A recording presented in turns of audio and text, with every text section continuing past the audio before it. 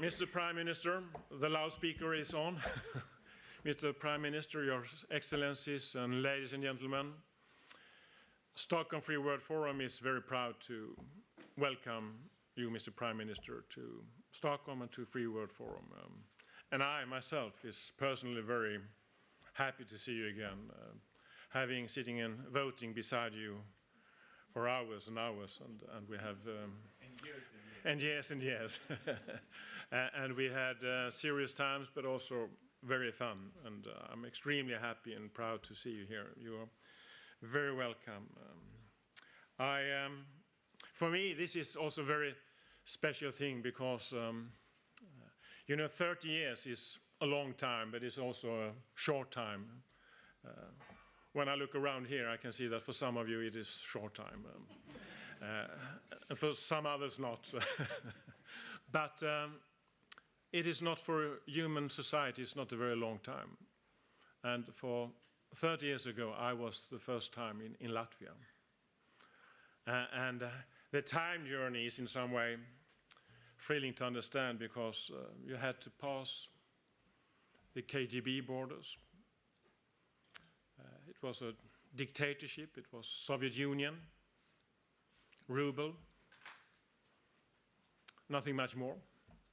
It was a very, very different society. I must say, having been belonging to those who were advocating and doing what we could do for the independence of the Baltic nations, it's fantastic to see you here coming from the free Latvia. There is a saying in Swedish from the 1500th century, Bishop Thomas, that is that freedom is the best of things you can look for around in the world. And Latvia has found the freedom, and I think that is one of the miracles of our time to have seen this peaceful transformation. And I think it is important to underline one thing, and that is that the development in the Baltic nations, the peaceful development, was and is crucial for the unification and the integration of today's Europe. And I think from a Swedish perspective or Nordic perspective, we need all to be thankful for the peaceful and courageous way that Latvians, Estonians, and Lithuanians paved the way for freedom and democracy. And 30 years ago, we also had this Baltic chain from Vilnius via Riga to Tallinn in the north on the 23rd of August, 1989. And I remember how distant it looked at that time, but also how impressive it was. A chain of humans from the south to the north. It corresponds to Swedes standing from Ystad to Stockholm. Quite a distance, but quite impressive. And now we have the fantastic opportunity to proceed on this development. I think the Baltic Sea should be looked upon not only as the sea as such, but a binding factor, because around the Baltic Sea we can find some of the world's most competitive economy. It's a cluster of extremely competitive economies, which is very often forgotten when we talk about European Union and the problems we have. But here we also find one of the most integrated parts of European Union in a number of areas. And I think, and we discussed it earlier today, it is one of the most important tasks for us to proceed making people in Sweden, Denmark, Finland, Norway to understand that you are not only members of the European Union, you are also our neighbors and you are a part of our community in the north. And together, I think we can create a fantastic strength. If you made the example to put together the economies of the Nordic countries together with the three Baltic states. You have a J7 economy of quite an impact. And I think this is the way of thinking we should also have about the Baltic Sea, to secure that it is not the sea of peace from Russian perspective, but the sea of freedom from a European perspective. Extremely competitive, innovative, a part of Europe that is defending free trade, transatlantic link, modernization in internal market. And by that, I mean, it's once upon a time, Riga was the biggest and most rich city in the Baltic Sea area, and, the biggest city of Sweden. It's fantastic to see Riga coming back here to Stockholm. And you are today, after Latvia did have the chairmanship of the European Union 2015, having Riga as the capital of Europe. You are now, Krišjānis, one of the leading persons negotiating how to structure the new Commission and to define the ways to develop European Union. It's a fantastic journey that we have seen these last 30 years, and it's thanks to people like you and a lot of others of your nationality and your compatriots. But it's also a fascinating task for us to, in the future, proceed, because if we in this part of the world could achieve what you and we, and to some extent we, could achieve during 30 years, then the next coming 10 years can be extremely thrilling, and it's an extreme responsibility. So once again, we are proud to welcome you. I'm happy to see a good friend, and I will stop talking and give the floor to you. Please.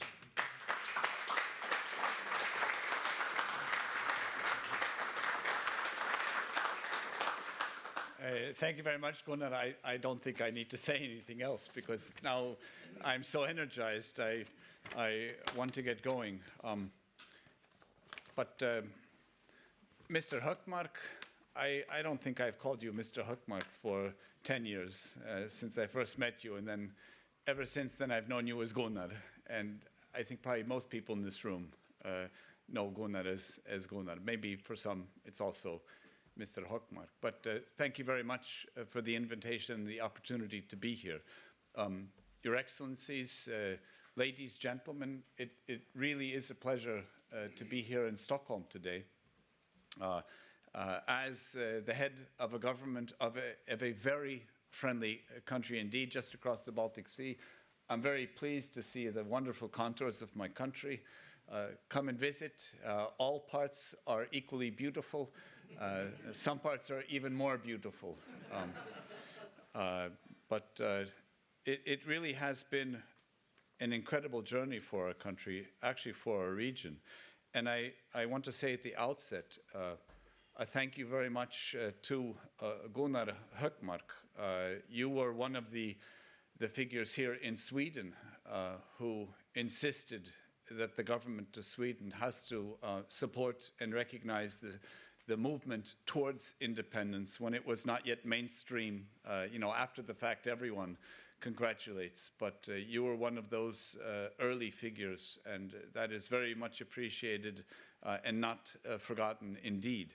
And we also, only now have the pleasure of meeting Mr. Lars Freden, who was the first, he was in the consulate in today's St. Petersburg, then Leningrad, in 1989 in the Soviet Union at the time, who came to Riga and was one of the front runners and a person that our society looked towards of sort of a beacon of light and hope, and that we felt very strongly the trust and the faith, because in the early strivings for independence, the country, how shall we say, friends, when there are not many, are highly appreciated, and those friends are not forgotten indeed. So thank you, both of you, very much. A little bit about history, if we're talking about 30 years ago. Well, we can turn back the clock hundreds of years ago, and if you read history, as I enjoy doing in what used to be my free time, when I used to read, not just little notes, is that our two countries and our cultures share a lot of history. For hundreds of years, we were united politically. Our societies have gone through similar movements, also important cultural ones, such as the Reformation of the Christian Church.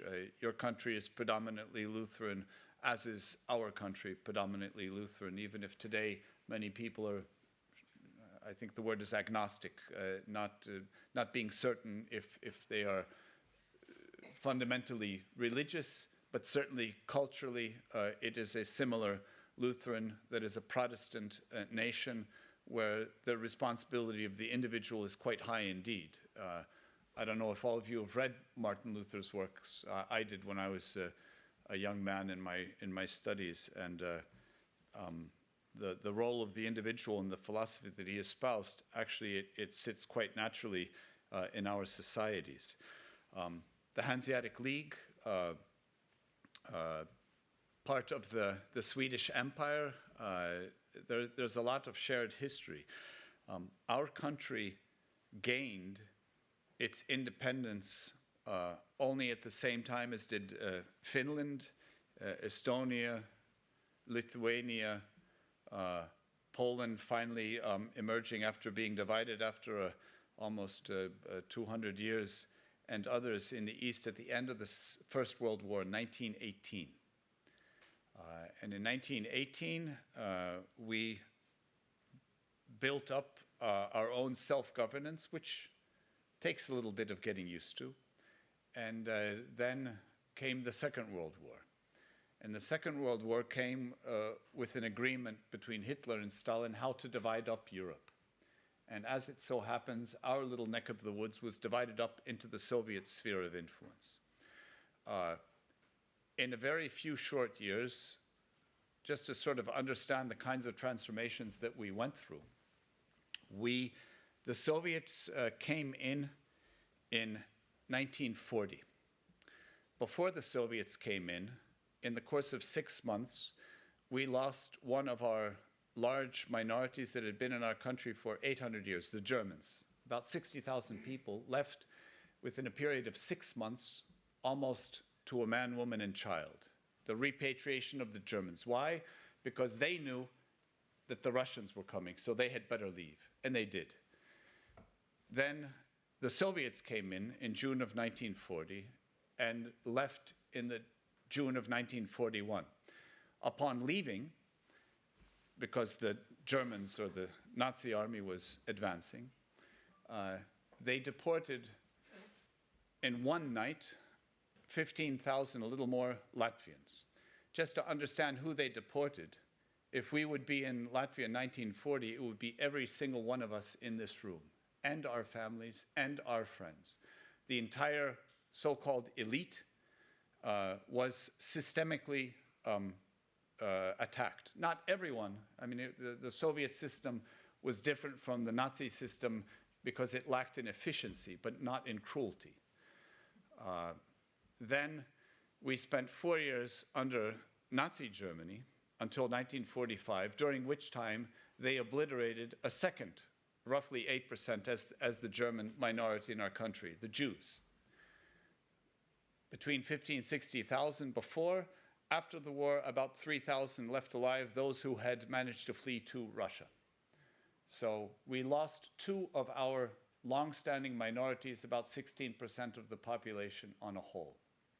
Then, combined with the massive deportations of 1940 and a repeated one in 1949, just in case they forgot you, roughly 200,000 Latvians who managed to flee. Also, my parents were wartime refugees who came to your shores here in Sweden.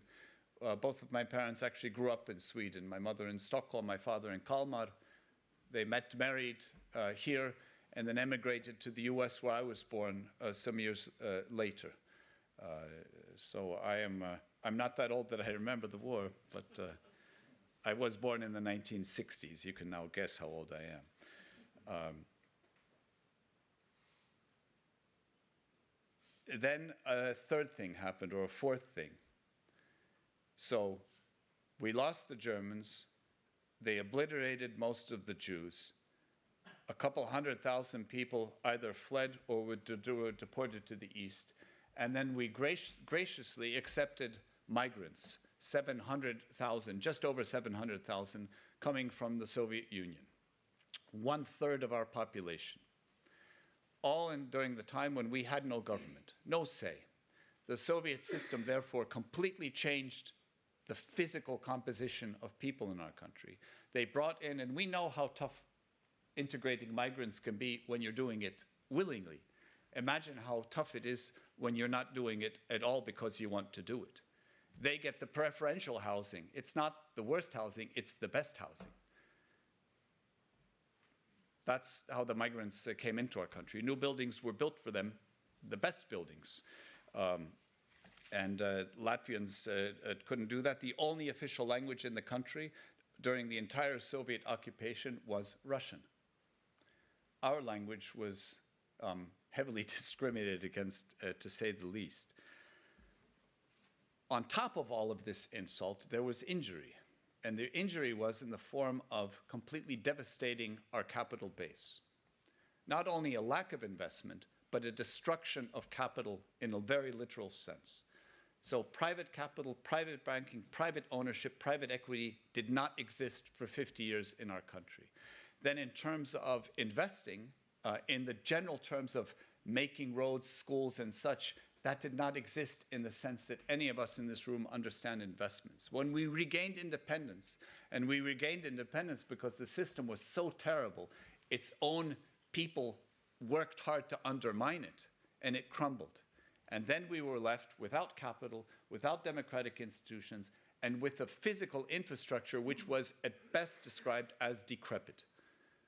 Roads were in name roads, not in function.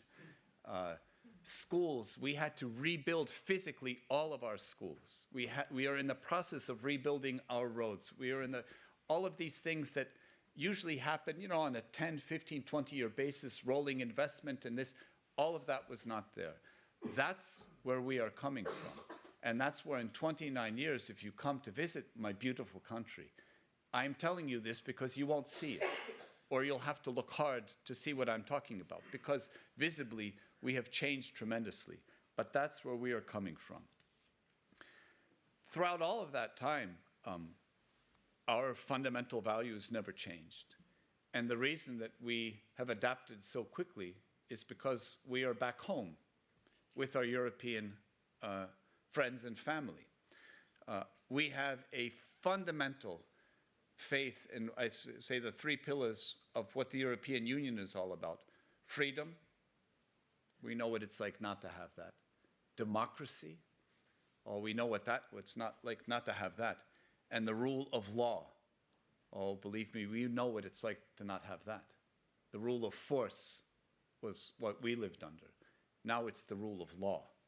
And these three values, you can push a Latvian in many regards, but to push a Latvian to say no to any of these, it will not happen. And this is what is shared between our societies, is that our fundamental values are the same as your fundamental values. We have for 50 years a slightly different history. It makes it a little tough. 2 more generations, it will just be ancient history, and you will not, your grandchildren and my grandchildren will know that things used to be different, but they won't really see how it's different. And maybe there will even be some people who won't believe that it was actually so different. And that, in a sense, could be pretty good. But now, what about us having these shared values and the union, the European Union that we're all members of in creating?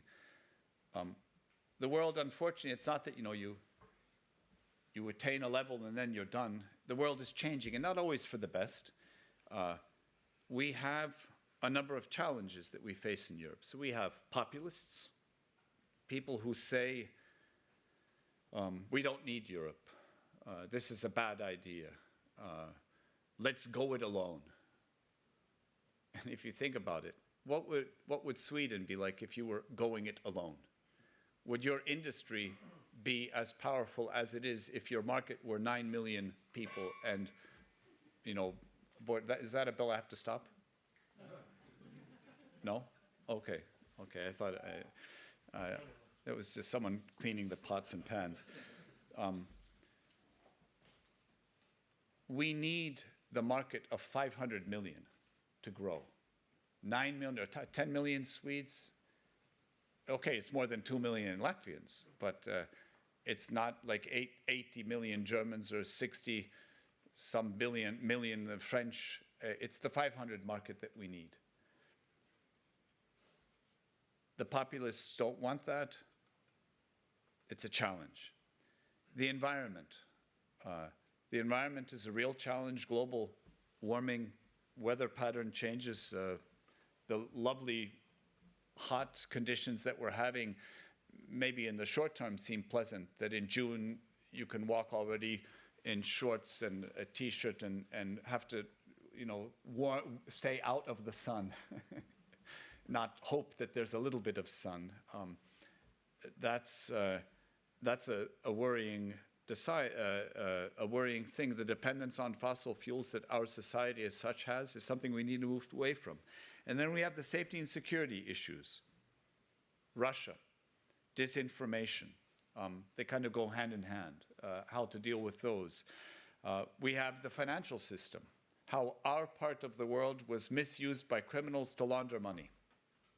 It happened.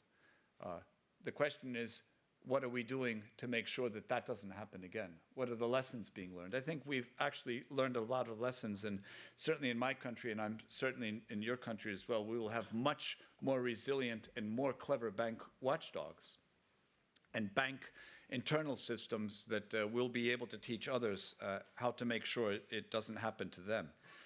And then we're under threat of the rules-based multilateral order, I guess you can call it.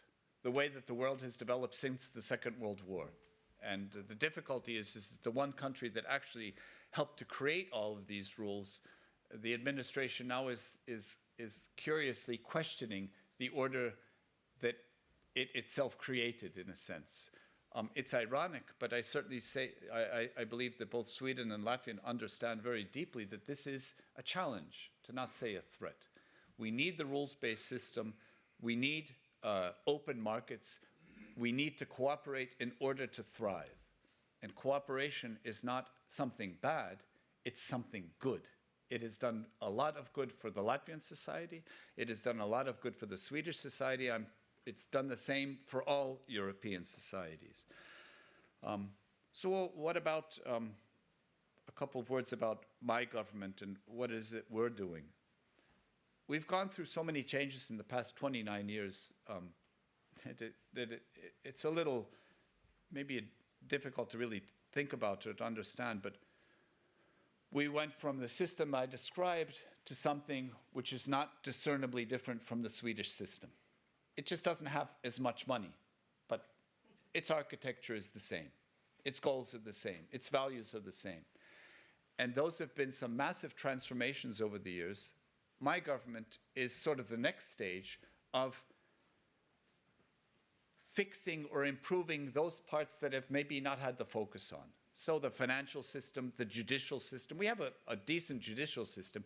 It just needs to be, how should we say, speeded up so that it works a little better. The educational system is undergoing a quite massive reform right now. The administrative, the territorial system. So we are now, I could say, I'm fixing systems. But why am I doing this? Because I want to attract more private investment into my country. For our country to grow, for us to become net payers into the European Union's budget, which is the goal. I want to be a net payer, but I'm not there yet. I need to make the environment right to get the business coming. And the number one investor country into our economy is the Swedish economy. It's a wonderful thing. And I would want to make sure that no one overtakes you and that your companies continue to invest. Why? Because it's a great place to do business, a wonderful base of people to work with. We need to create jobs, need to have sustainable growth. Sweden needs the same thing. And for that, that's why we need the single market. So of all of the issues that we're dealing with on a European level, and as a member of the European Council, and I met also with your Prime Minister just before this meeting, is we come from different political families. I'm from the center-right, he's from the center-left. And traditionally, you know, the left and the right maybe are not always best friends. But in the global scheme of things, you have to work to find the differences between the Swedish government's goals and the Latvian government's goals when it comes to any issue on a transnational basis, on a European basis. And why is that? Because the difference between a Swedish conservative or socialist-oriented and a Latvian conservative or social is much less than the difference between, say, maybe a Swede and or a Latvian and someone coming from a completely different part of Europe with maybe a different approach to these things. We are the free marketeers that are under threat of Brexit. If Brexit leaves, that leaves fewer of us defending this way of doing business. We have to work, we have to coordinate, we have to find issues that unite. And this is what I was doing today, meeting with your Prime Minister, simply strengthening those conditions. It's going to be one of the big challenges in Europe because protectionism is one of the reactions which is appearing in a few member states. There's talk of national champions. National champions can be looked at as two ways. One is that we have so successfully created this open, non-barrier market that huge companies grow and compete very well on the world level. That's the kind of champion I like. And then there's someone else who uses the same word, national champion, who says, make sure I keep everyone else out so that mine can grow. And that distorts markets. It's a short-term proposition. It has no long-term benefits. I could say, just to sum up, a word about protectionist markets. I hadn't thought about it until this afternoon, but my country was for 50 years in a very protected market. It sucked. There are no benefits to that. I don't wish that to the worst of my enemies. We need open markets. We need to keep the barriers down. We need to keep the flowing people, goods, capital, ideas. Keep those borders open. And we are so like-minded. Many of you maybe have not, maybe you've all been to my country. Come and visit. And you will be surprised, if you have not already been there, that, my God, they are so similar to us. It's the same when Latvians come to Sweden. My God, they are so similar to us. And we had a little bit of a break for 50 years, but we are complete and natural allies in 95% of issues, regardless of political flavor.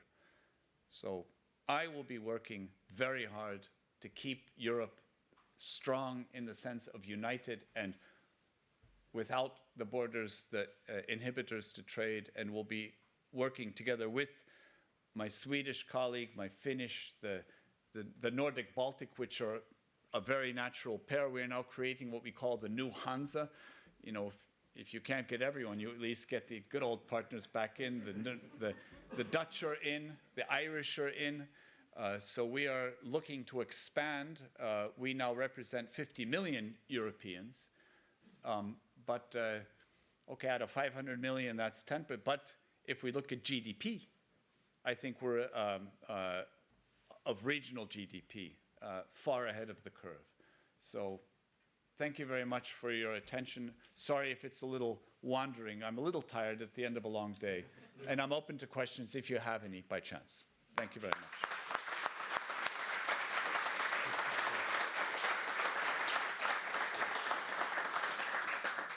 Thank you very much. And I must say this phrase you had, that you had 50 years break, is nearly a British understatement.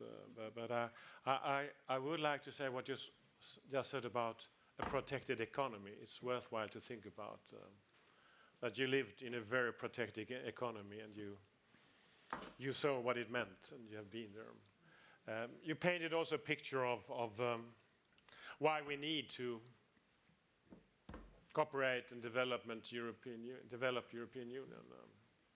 It will be, we will open up for questions, and I will now give you the first one, and then I will open up the floor.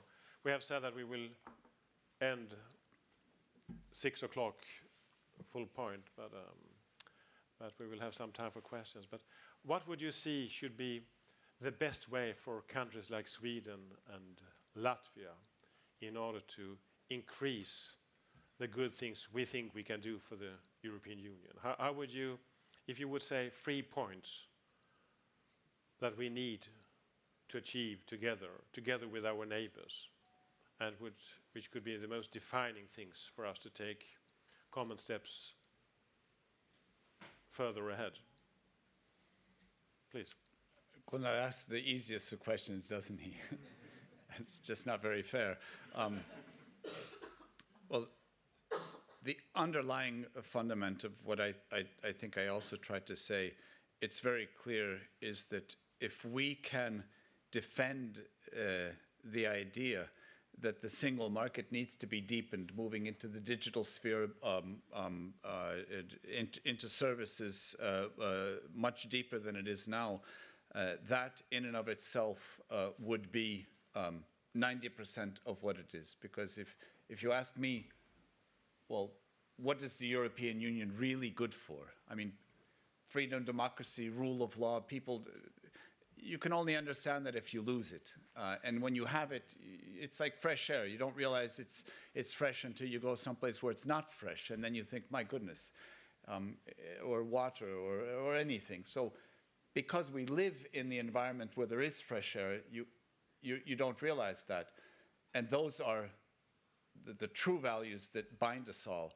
But it's the free market, which is the single market, which is that which has enabled the tremendous economic growth and the well-being that's around Europe. So making sure that's there, it's not 1, 2, 3, it's that. That's the one thing that is the main issue, that we have to make sure that the single market is deepened, not made more shallow.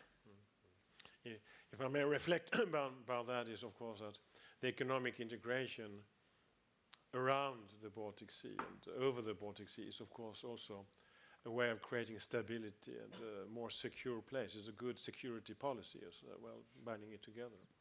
Well, the floor is free. We will end 6 o'clock, and I think I will take 3 questions in a row and test your capacity to remember. As far as I remember it, you have it, but I don't know what has happened. There is a microphone along your chairs, and it is questions, and it's a good thing if you tell us your name, and we start with you, Sebulon, please. I think you have it close to you.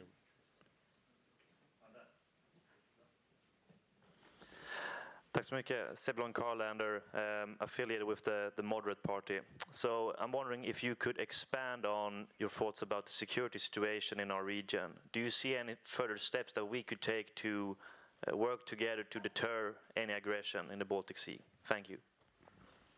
Anyone more? Yes, please.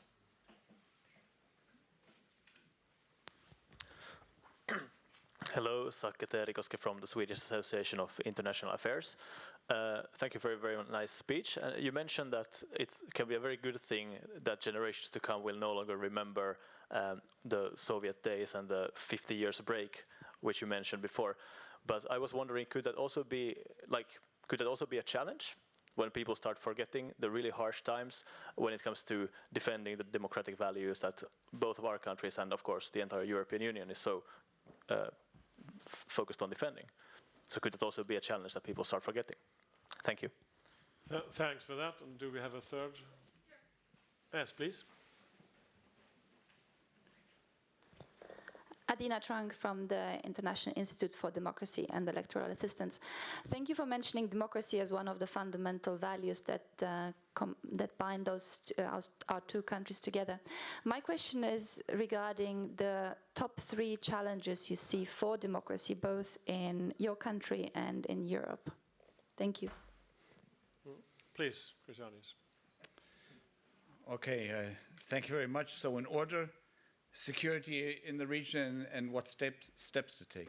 Well, then what is the threat in the region? The threat in the region is Russia. Russia has two aspects of its threat. One is obvious and military. The other is less obvious and disinformation. On the obvious threat of the military, we see that Russia has no qualms of using its military in non-aligned countries so far. Ukraine, Georgia. They have illegally annexed the Crimea. They're waging war in the Donbass, and they have annexed 2 regions of Georgia. So there's a lot of saber rattling going on, but we also see that they are very glad to fill the void. So when the US did not go into Syria, the Russians did. And we see the absolute devastation that that country has had during its very brutal civil war. We see that the Western Russian military region is quite built up and unfortunately quite effective. And what will we do there? Well, our country invests quite heavily now into defense, military defense. We spend the 2% of the GDP. We're part of the NATO alliance. We are fully aware that strength is through deterrence and through having active partners. So we have in Latvia, Lithuania, and Estonia, and Poland, what's called the enhanced forward presence of many member state soldiers and equipment physically on the ground at any given time, also today. Joint exercises on a continual basis, so a physical attack against any one of our countries becomes inadvertently or not a physical attack against soldiers coming from all parts of the NATO alliance. Sweden is a non-aligned country. Your country for some years, I believe, believed in the idea that sort of the end, there was a book I never read, The End of History, but sort of the title says it all. It's like men are from Mars and women are from Venus. You can read it, but I imagine it pretty much is in the title. It's, you know, one of these things you imagine.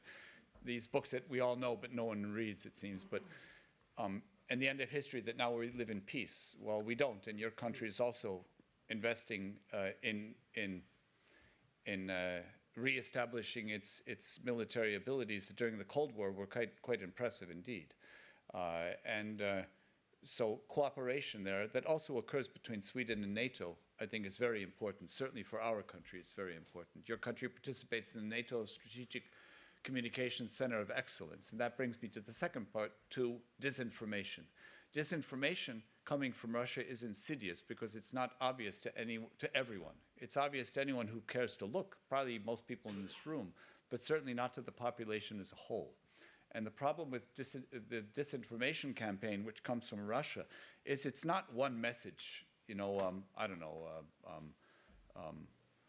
buy svenska vatten. You know, it's the best vatten because it's svensk.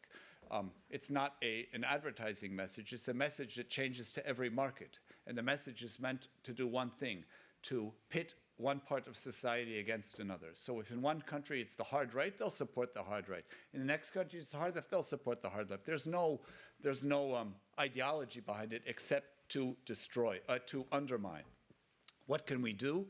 The first thing is to become aware. And once you are aware, you can start to inform yourself better. But it's a little bit like, you know, wondering why every spring I go out in my bare feet being sweaty and I catch a cold. And, well, then maybe dry off and put on some shoes before you walk on the ice. And, I mean, from the sauna, it's fine. But when you're not coming from the sauna, it's usually not so good. It's the drastic change of temperature that allows the virus to take hold. If you're aware of that, then you can do something about that. If you're unaware of how virus is transmitted or what a bacterial infection is, you're susceptible. And so we need to be aware, and then you can work on the cure. Regarding the 50 years break in forgetting, I said forgetting in the sense that, wow, if things were so good that you actually could afford to forget, it would be sad to forget, but good that things are so good. But regarding the Latvian population, look, every single family that I've ever met, every Latvian, has someone in their family who was shot or deported in 1940 to 1949. Also my family. My parents fled to Sweden. So you could say, well, nothing happened there. Well, one of my grandmother's brothers, my mother's uncle, he was the chief of police of Riga. He was just shot. They didn't bother deporting him. My wife's grandfather was a railroad worker. He was deported. He dutifully passed away less than 2 years later, and her family found that out in 1989. He died in 1942 or 42, 1 year. And they only found out in 1989. Beautiful. Every single family has that. We will pass that on to our children. And it's not unlike perhaps the Jews talking about the Holocaust. We will talk about the Soviet oppression. That will not be forgotten easily. What we want is for others to know. So we think it's important that you Swedes know about that fact. You don't have to remember. We'll do the remembering. But we want you to know. So I don't think that that will disappear. And if ever there is a true threat to democracy or freedom, it will be the people coming from the Baltics who will be the first to raise their voice about that. And hopefully the people in Sweden as well. I actually have no doubt about that, and you've proven that time and again. And the top 3 challenges for democracy are, I don't know, populist demagogues. And no, the challenge to democracy is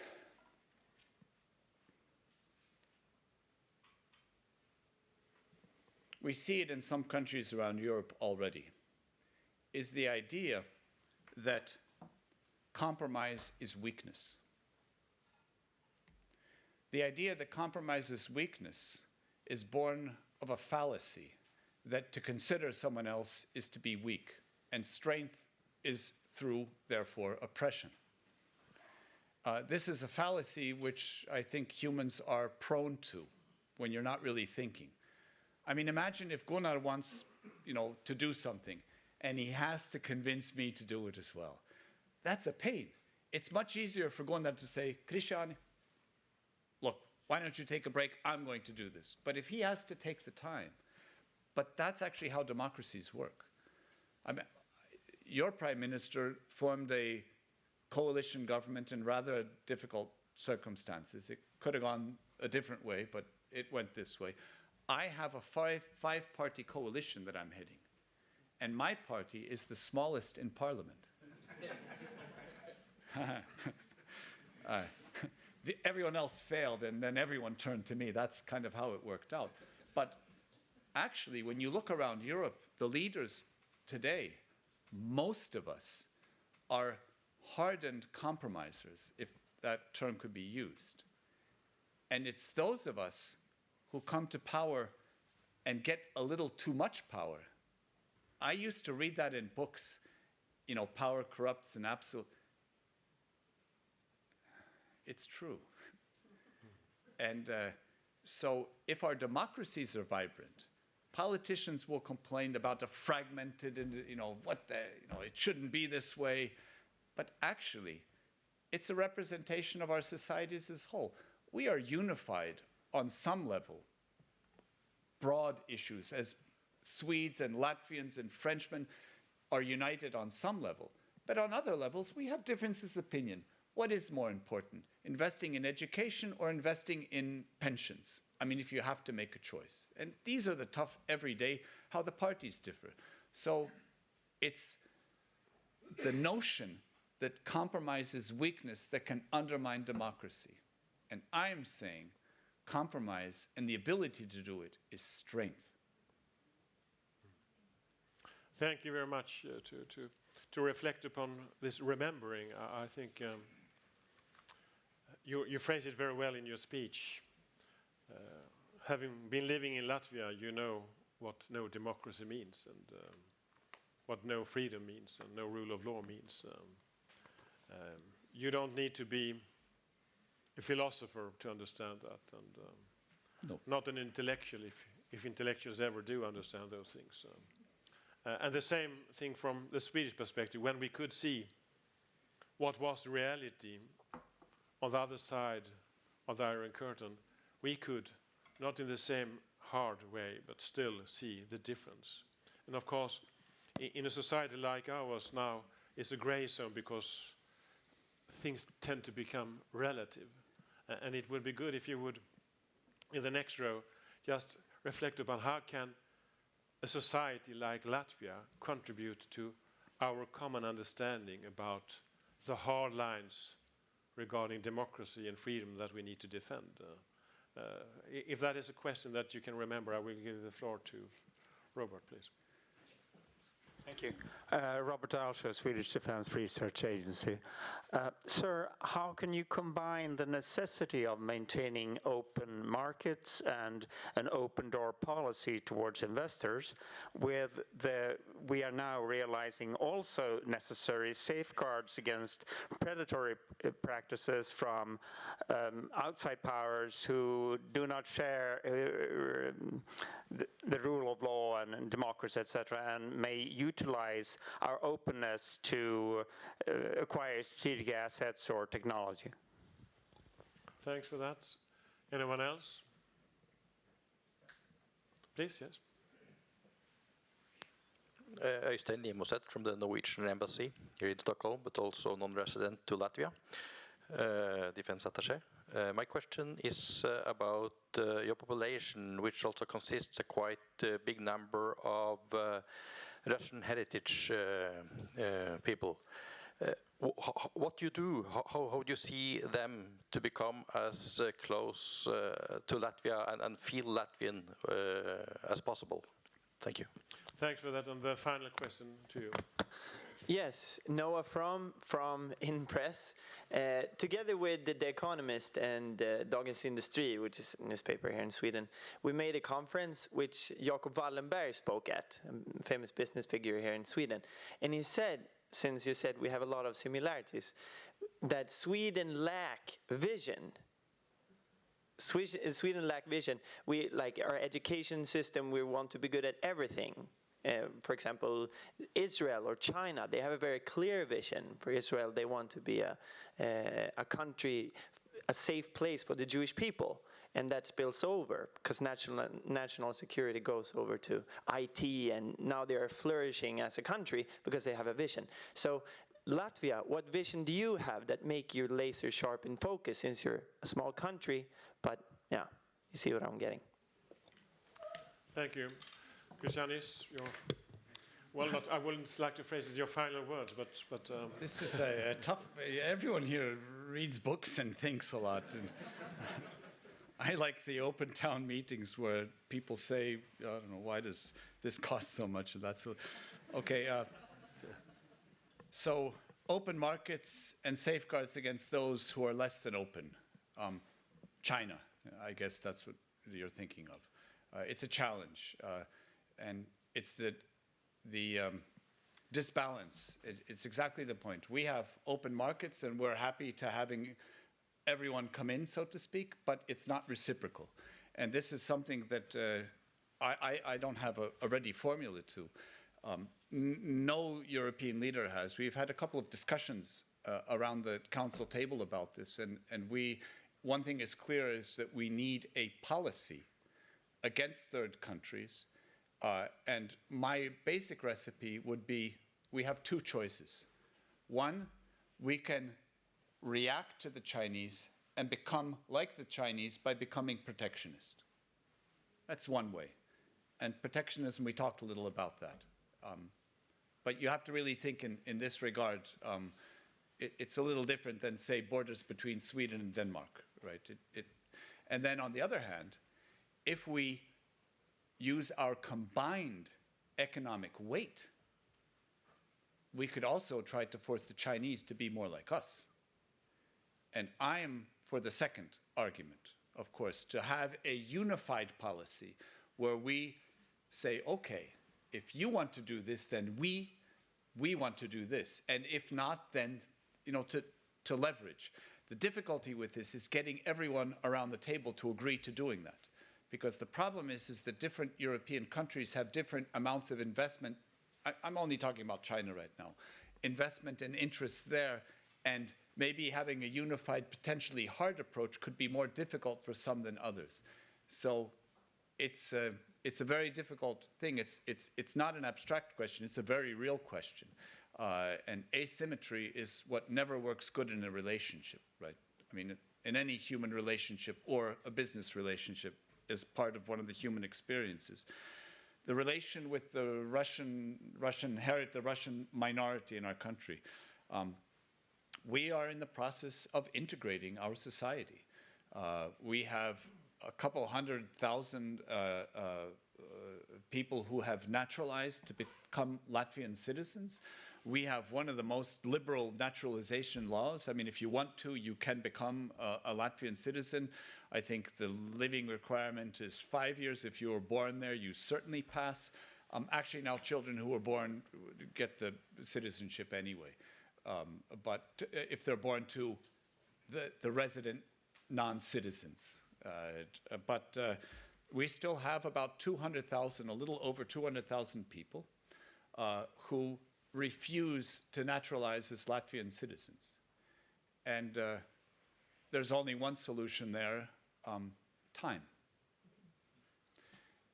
Because these are people who have lived in our country for their entire lives and who apparently simply do not want to accept that our country is a country. Because they are being told, and this is the problem with the propaganda coming from Russia, Russia is telling them, don't integrate. You belong to Russia. And Gunnar and I worked in Strasbourg for many years.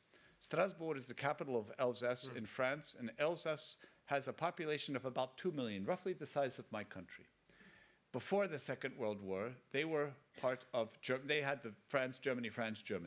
But the Alsatian language is a Germanic language. It is not really distinguishable from the version of German spoken across the Rhine River in terms of a dialect. The Alsatians will kill me if I said this, but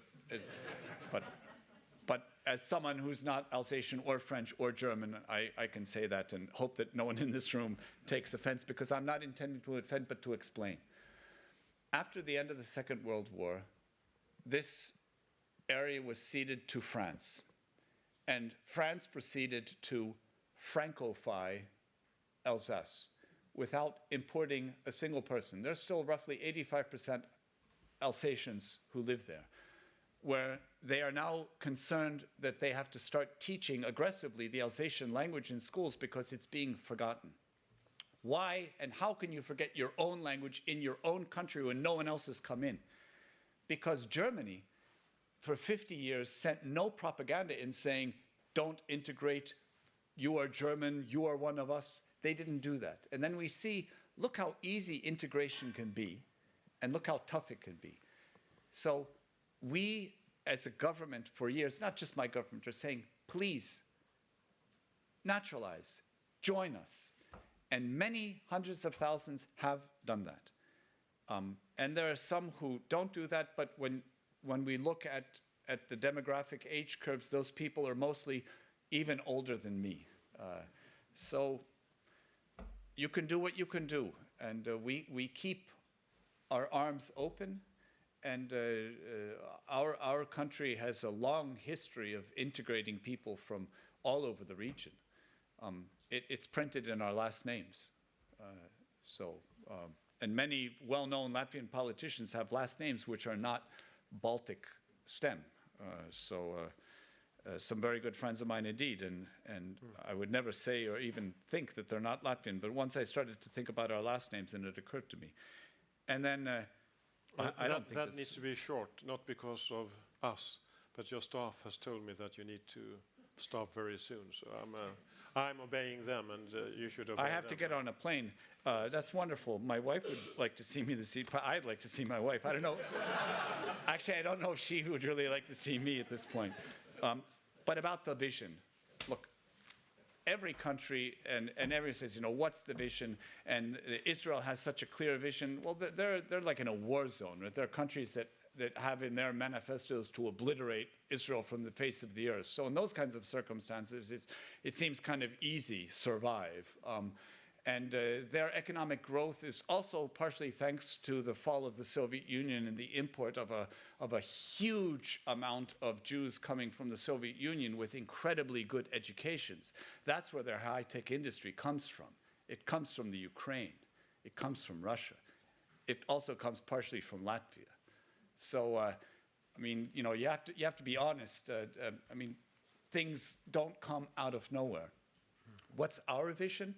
Our vision is very simple: to replant ourselves fully as a North European country. And eventually, I would be so pleased if someone could say, oh, it's just another boring North European country. Things work, people are happy, and they're concerned whether there's too much cholesterol in their diet, not whether there's enough food on the table. Thank you very much. Thank you very much.